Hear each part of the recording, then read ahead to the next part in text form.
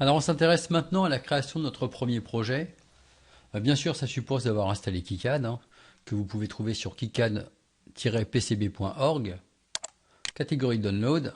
Vous avez le choix entre plein de versions, euh, plusieurs versions pour Linux, une version Windows, une version macOS. Donc il y a vraiment de quoi faire, quoi. Donc moi je considère que vous avez réalisé l'installation et je vais donc démarrer le logiciel KiCad. Au niveau de l'installation, on prend tous les choix par défaut. Mais alors dans ce logiciel KiCad, on va avoir accès à un certain nombre d'outils qu'on verra par la suite. Et on va commencer par créer un projet. Donc fichier, nouveau projet. Alors on peut créer des projets à partir de modèles. On verra ça dans une vidéo ultérieure. Donc moi je pars sur un projet sans modèle. Donc ce projet, je vais le stocker dans un dossier réservé pour ça. Vous pouvez le mettre où vous voulez. Donc nouveau dossier, tuto KiCad.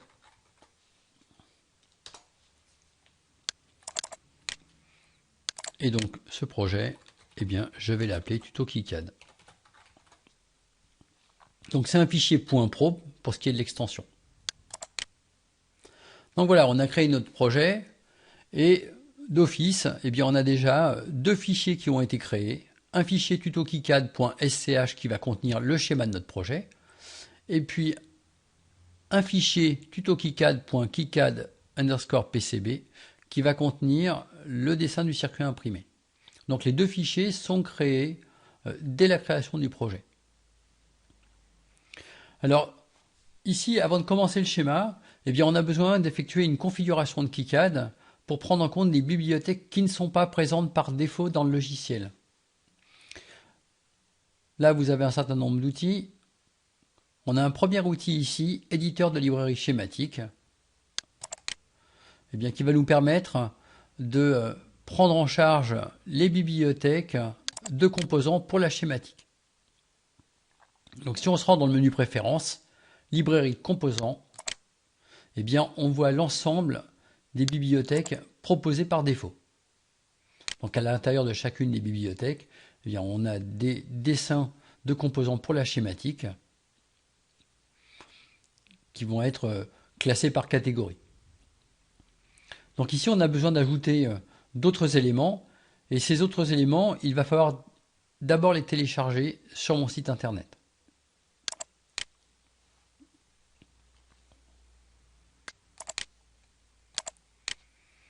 Donc on se rend sur geodei.eu.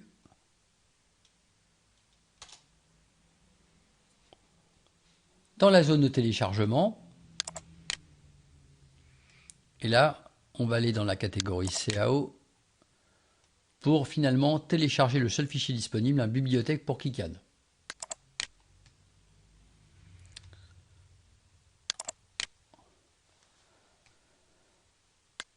Donc dans ce fichier compressé, eh bien, on a un dossier IUT_KiCad. Ce dossier, je vous recommande de le coller directement dans C.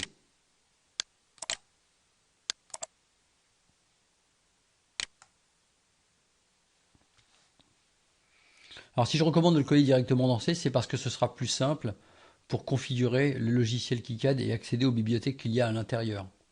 À l'intérieur, on trouve en fait deux bibliothèques, une qui est spécifique à l'IUT avec quelques éléments, on les verra par la suite, et puis une bibliothèque MySensor KiCad, qui est une bibliothèque qui est disponible sur GitHub, que j'ai rassemblée ici par souci de simplicité, et qui contient en particulier le module radiofréquence dont on aura besoin lors de l'élaboration de notre schéma.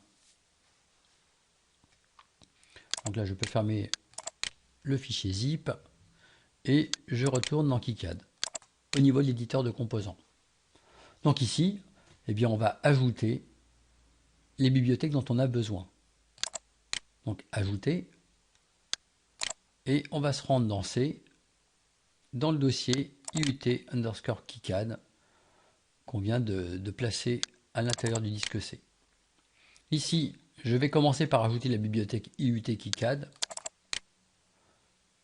je vais dans le dossier librairie qui contient tout ce qui correspond aux composants pour la schématique. Et donc là, j'ai un fichier unique qui contient quelques symboles pour la schématique.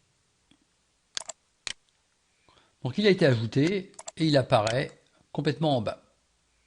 Alors par la suite, quand on placera un composant dans le logiciel, quand on fera appel à un composant, eh bien KiCad ira chercher les composants par leur nom de façon descendante dans la liste des bibliothèques.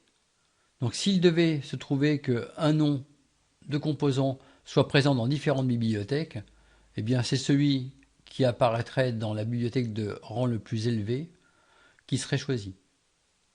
Alors ça peut avoir parfois une importance quand on fait une copie sans changer le nom du composant. Également, on va ajouter toutes les bibliothèques donc de MySensor. Donc on va chercher dans le dossier MySensor Symbol. Alors, on sélectionne le tout, on choisit ouvrir, et donc on les a ajoutés ici automatiquement à la liste des bibliothèques auxquelles on pourra accéder pour pouvoir réaliser notre projet. Ok. Donc ça concerne donc la partie bibliothèque de composants. Alors on verra par la suite comment utiliser cet éditeur de composants.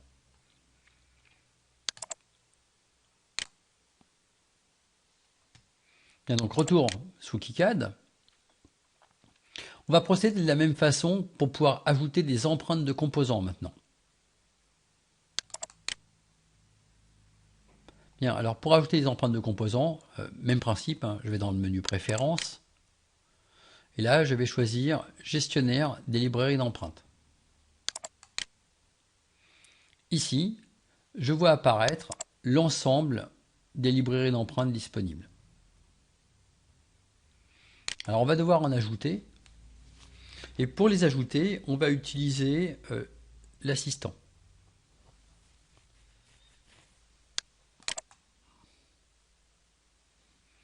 Donc là, il s'agit d'aller chercher un fichier sur mon ordinateur.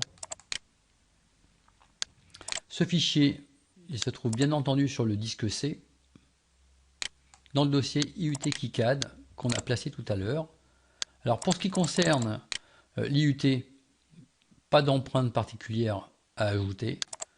Par contre, pour MySensors KiCad, on va trouver des empreintes qui sont situées dans le dossier module.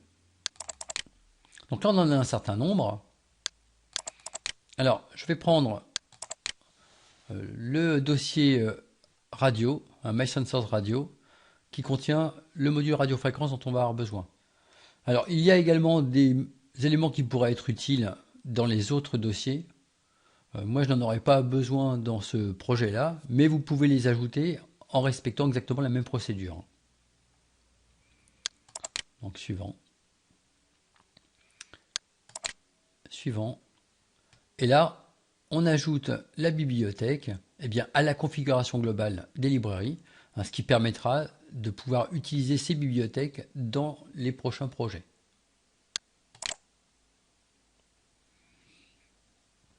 Donc voilà pour l'ajout de la bibliothèque d'empreintes qui va nous permettre de disposer de l'empreinte du module radiofréquence.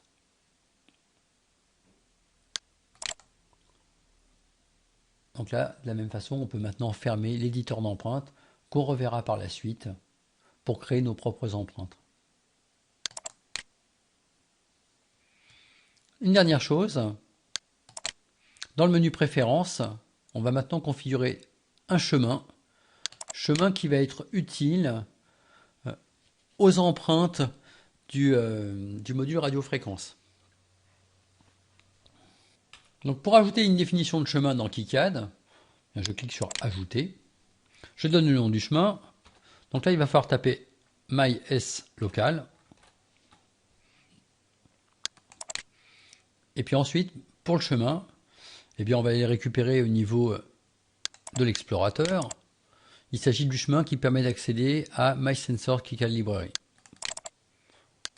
Donc tout ce chemin-là. Donc je le copie, CTRL-C, et je le colle ici. CTRL-V.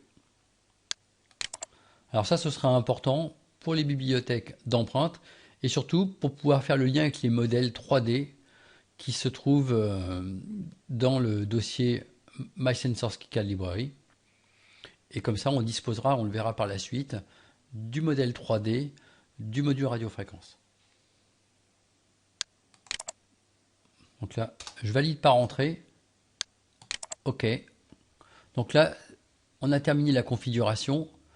Pour que la configuration soit correctement enregistrée, on va devoir maintenant fermer KiCad. Donc là, la configuration est enregistrée. Quand on va redémarrer KiCad, on aura donc accès à nos nouvelles bibliothèques et au modèle 3D du module radiofréquence. Donc dans la prochaine vidéo, on verra comment créer maintenant le schéma, comment dessiner le schéma.